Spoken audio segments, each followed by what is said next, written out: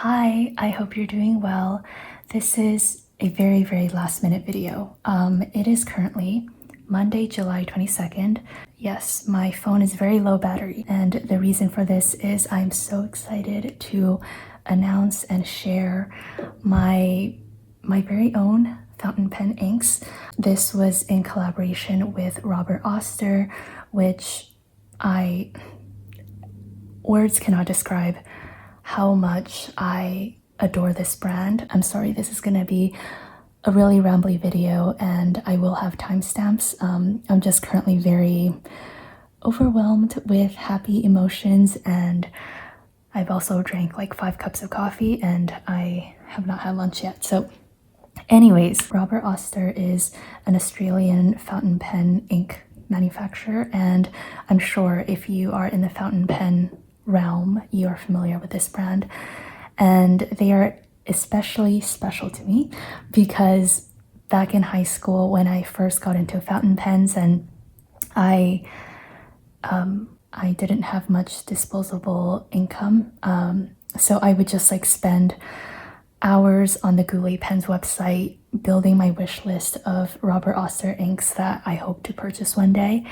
I talked about this in the Facebook group, but yeah, it is just so surreal that this year I got to speak with Robert himself and some other people on the Robert Oster team, Patrick, who I will be seeing at the Stationery Fest.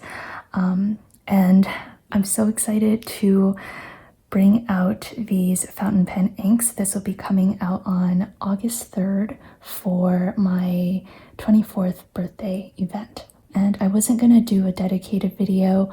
I was just going to include this as part of my Sunday video, but a lot of people in the Facebook group requested for just like a very brief overview of how you can use these inks, especially if you are a beginner. I do have an entire fountain pen 101 video, which I will link down below, but that one is quite lengthy. So let's just do like a very quick overview. This year's theme is literally day to night, so like sunrise and sunsets. So this is a really nice plummy purple. I did this with a watercolor paintbrush, and that's the other thing. If you don't really have any interest in fountain pens, but you like art and getting creative, you can use things like glass tip pens or paintbrushes. And then this one has nothing to do with this year's theme, but this one is called TheCoffeeMonsterzCO, and there's a little bean and an emoji head. And this is obviously representing basically my entire brand. And this is the paintbrush swatch.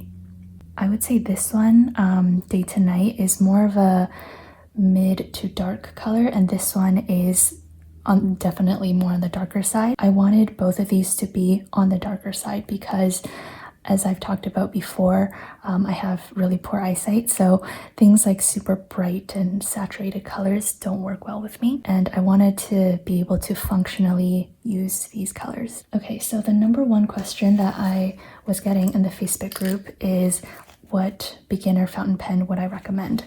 And I always recommend the TWSBI Eco fountain pens.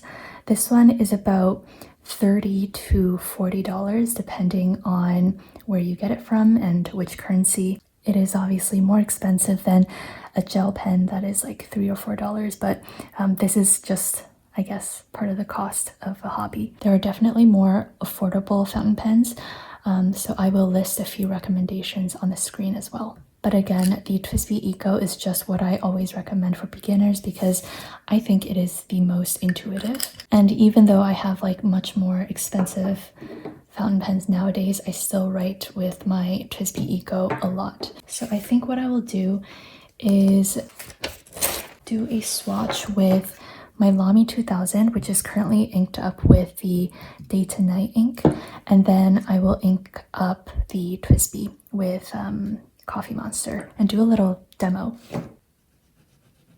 I had to pause for a second because my stomach just made the most atrocious growl. Okay, let's continue.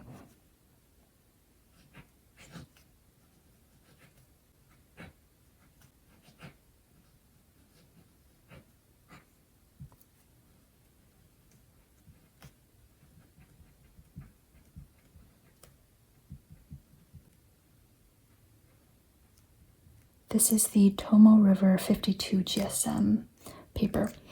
And then I will do a little comparison on the Hobonichi paper. I already did one here though, but let's do another one.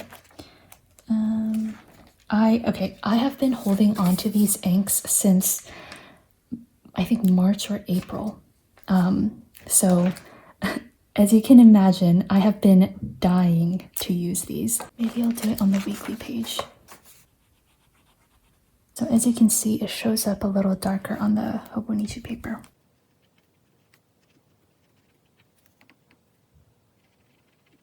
That line is a little crooked. Whoops. Okay, so that was day to night, and now let's go over like how to quickly refill a fountain pen. So this is again the TWSBI Eco all empty. This clear part is where the ink is going to be. Just unscrew the cap. So this is actually terrible practice because you can still see a little bit of water in there and you're supposed to let it drain out. Please forgive me. I hope you can understand it is impossible for me to wait for this to dry. So you just twist the end and you can see the piston going down. And essentially what we're gonna do is dip this nib into the ink and then just twist the piston back up and it's gonna suck up the ink into the barrel. And that's really all there is to it. Probably can't see from the angle, but just keep twisting.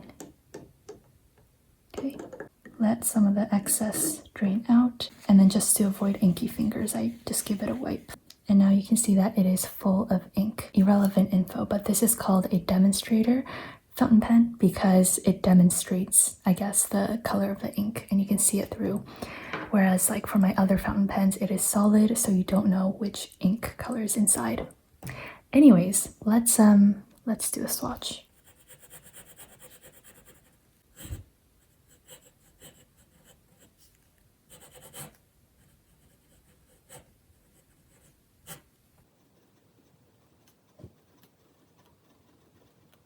This is an extra fine nib, so you can see that the lines are a little, obviously a little finer.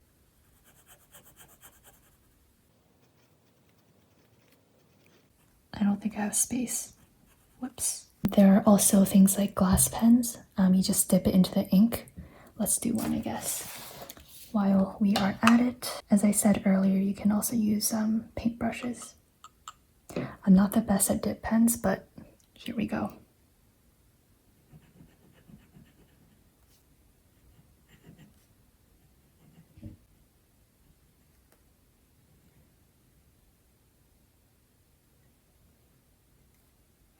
That emoji looks distorted, but okay, hopefully you get the idea. Thank you all so much for all of your love and support so far.